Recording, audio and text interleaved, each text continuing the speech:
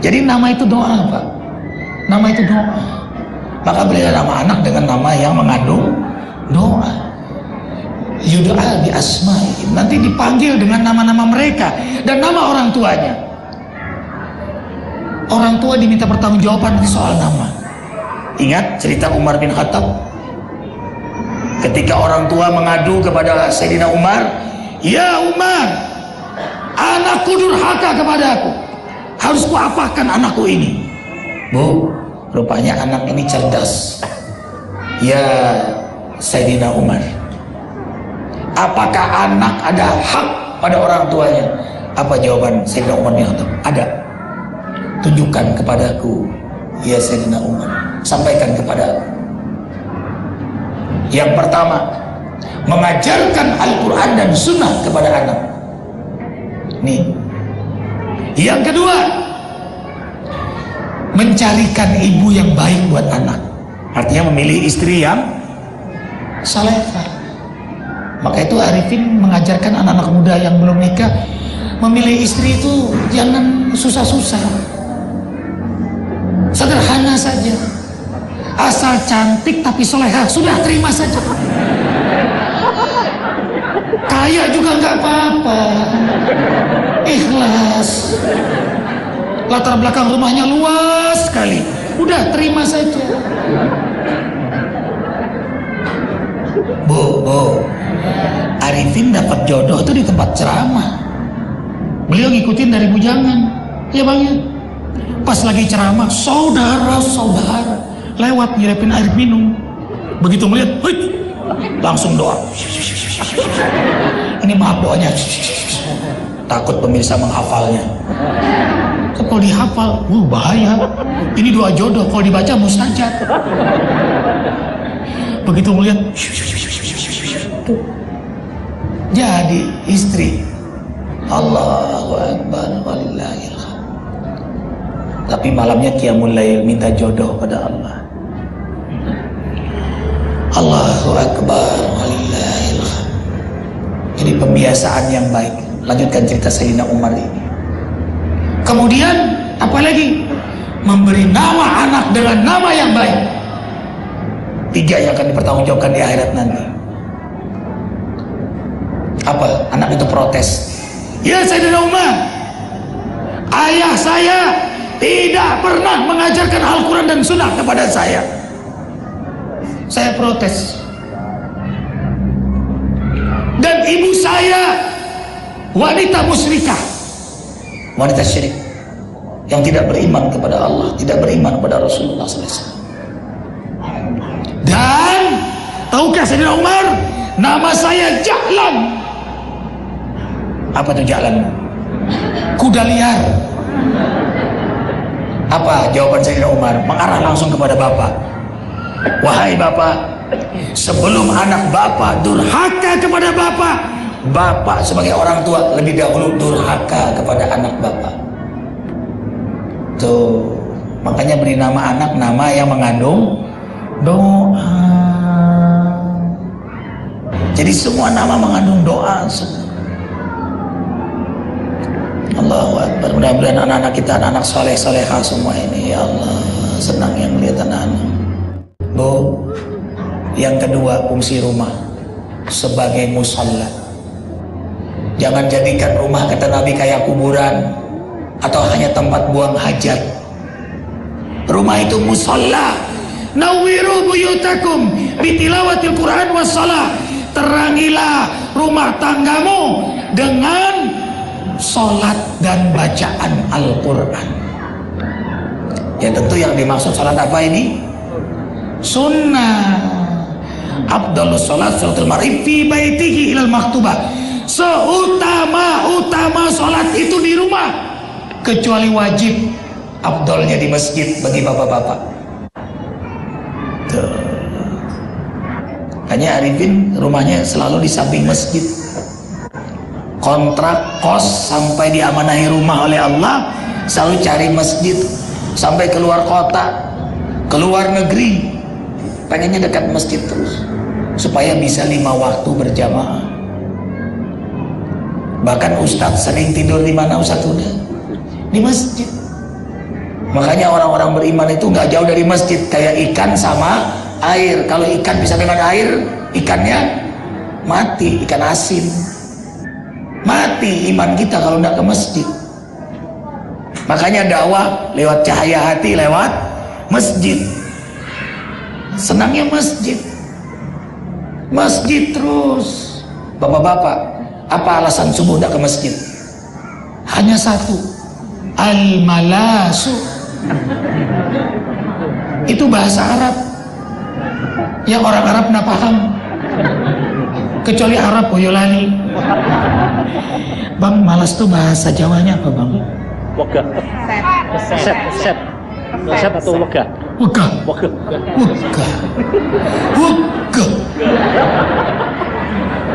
Dalam boten saged basa Jawi. Wegah. Subuh wegah. Oh, senang kalau subuh. Ini Ustadz Huda selalu berjamaah. Beliau ini Muhammadiyah. Ya. Di masjid kita ada kunut, beliau tidak kunut, akrab. Kita dari tahun berapa ya bang ya? Dari 95, 94 ya. Dari istri satu ya bang ya. Bukan. Terus menikmati suasana masjid. Jadi perbedaan kunut nggak penting. Yang penting kita sholat berjamaah. Yang lucu ribut kunut nggak kunut. Kata yang nggak kunut bid'ah neraka. Kata yang pakai kunut nggak kunut neraka. Di sampingnya pemabok preman. Yang untung gua yang masuk surga katanya. Ribut. Asik orang beriman itu. Lebur. Hal yang tidak prinsip. Indah sekali. Saling menyayangi karena Allah. Allahu Akbar walillahil hamd. Jadi rumah hidupkan dengan suasana salat. Salat apa bu? Sunnah. Tahajud. Apalagi dianjurkan Rasulullah tahajud bareng. Suami bareng istri. Itu sunnah.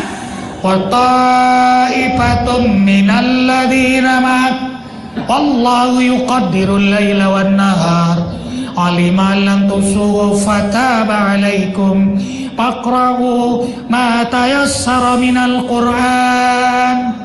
Surah Muzammil. Boleh tahajud berjamaah, ada dasarnya, ada dalilnya.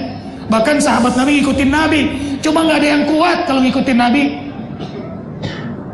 Rasulullah SAW kalau salat malam, rakaat pertama Al-Baqarah, rakaat kedua Ali Imran, rakaat ketiga An-Nisa. Makanya kita nggak usah kayak Nabi lah, cukup rakaat pertama surah Yasin. Akan Nabi Al-Baqarah.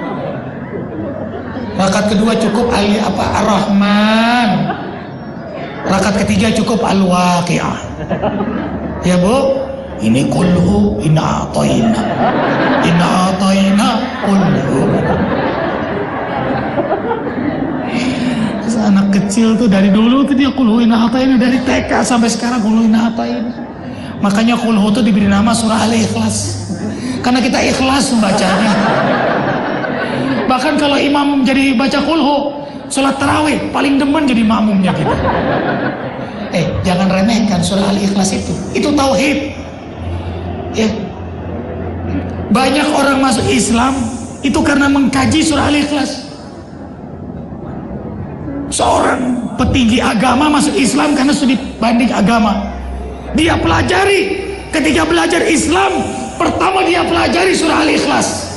Kagum-kagum dia masuk Islam. Qul huwallahu ahad. Katakan Allah itu ahad. Ahad bukan wahid. Kalau wahid satu, kalau ahad esa. Beda. Kalau satu berbilang berjumlah berkali. 5 bagi 5 1. Setengah tambah setengah 1. 3 kurang 2 1. Kalau esa tidak berbilang, tidak berjumlah, tidak berkali, tidak berkurang. Esa. Qul huwallahu ahad. Lam yalid wa lam yulad. Allahus samad. Tempat satu-satunya bergantung, tidak beranak, tidak diperanakan, tidak ada satu makhluk pun yang menyerupainya. Nothing compare to you. Clear, masuk Islam dia. Tuh, surah Al-Ikhlas. Ini sengaja disampaikan rahasia Al-Ikhlas untuk menyatakan berita gembira bagi penggemar kulhu. Tambah demen tuh, makanya gue baca kulhu tuh. Ada sahabat Nabi yang hobinya berwirid Al-Ikhlas. Jadi dia Al-Ikhlas mulu tuh. Al-Ikhlas, qul huwallahu ahad, Allahu samad, lam yalid walam yulad walam yakul lahu kufuwan ahad. Sampai ribuan kali kedengaran berita itu pada Rasulullah SAW. Dipanggil ya Rasulullah, apakah kau selalu mengucapkan kulhu? Benar ya Rasulullah, saya ini nggak kayak sahabat-sahabat yang lain yang pinter-pinter, yang hafalannya kuat-kuat. Saya orang bodoh ya Rasul, saya nggak kuat hafalan, lekas lupa. Makanya saya baca kulhu saja, dan saya cinta kulhu ini. Di sini sifat keagungan Allah.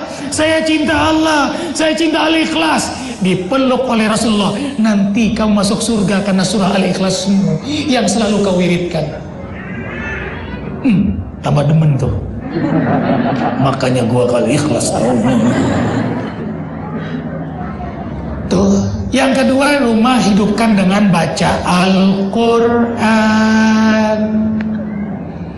Didengungkan tuh, nempel di tembok-tembok, mengundang cahaya Allah. Masuk ke rumah. Sahabat Rasulullah SAW membaca Al-Quran di waktu fajar. Rumahnya terang, makin terang, bercahaya. Dia ketakutan, dia berhenti. Lalu habis sholat subuh mengadu pada Rasulullah SAW, ya Rasul, tadi malam saya baca Quran, tiba-tiba rumah saya terang. Saya ketakutan, saya berhenti. Apa kata Rasulullah SAW?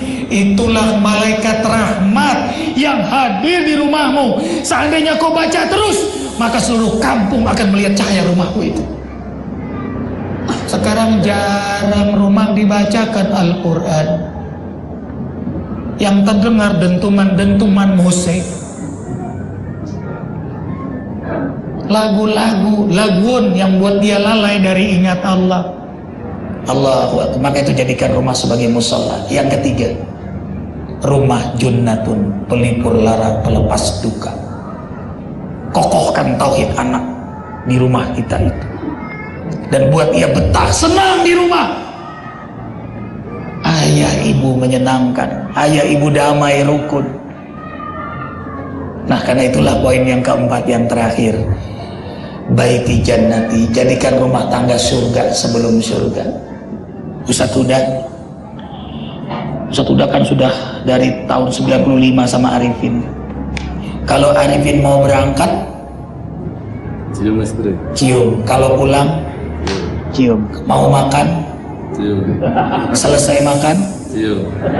Ya benar ibu. Jadi cium terus. Mau berangkat cium. Pernah lupa ya bang? Mundur mobil. Sayang. Nongol kepala di mobil, cium. Subhanallah, jangan meremehkan soal ciuman. Disebut dalam Quran surah Ar-Rum ayat 21. Mawaddah. Mawaddah itu diantara maknanya qabulah. Kalau sering mencium, sentuhan fisik membawa sentuhan batin. Saking seringnya mencium, tumbuh cinta. Kalau ibu sering mencium suami, suami sering mencium istri, insya Allah tidak ada piring terbang, tidak ada panci tumpah, nggak ada komputer yang rusak. Yang ada kebahagiaan, keindahan, kedamaian. Tuh hal yang kecil sederhana tuh jarang terjadi. Padahal setiap ciuman sedekah.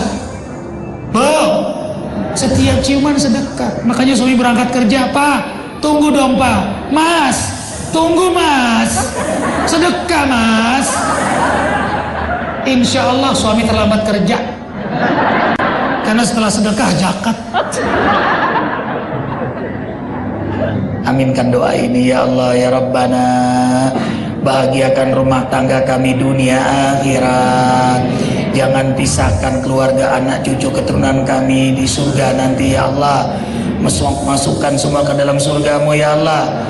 Jadikan kami ini suami imam teladan dalam ketakwaan. Jadikan istri-istri kami bidadari-bidadari yang salehah-salehah. Jadikan anak-anak cucu keturunan kami soleh-solehah semuanya ya Allah. Surga sebelum surga di dunia sampai di akhirat nanti masuk surgamu ya Allah. Rabbana atina fid dunya hasanah wa fil akhirati hasanah wa qina adzabannar. Subhana rabbika rabbil izzati amma yasifun. Assalamun alal mursalin walhamdulillahi. Ya Nabi salam alaika, ya Rasul salam salam alaika, ya Habib salam salawatullah alaika, ya Nabi salam alaika, ya Rasul salam salam alaika, ya Habib salam alaika, salawatullah alaika. Wassalamualaikum warahmatullahi wabarakatuh.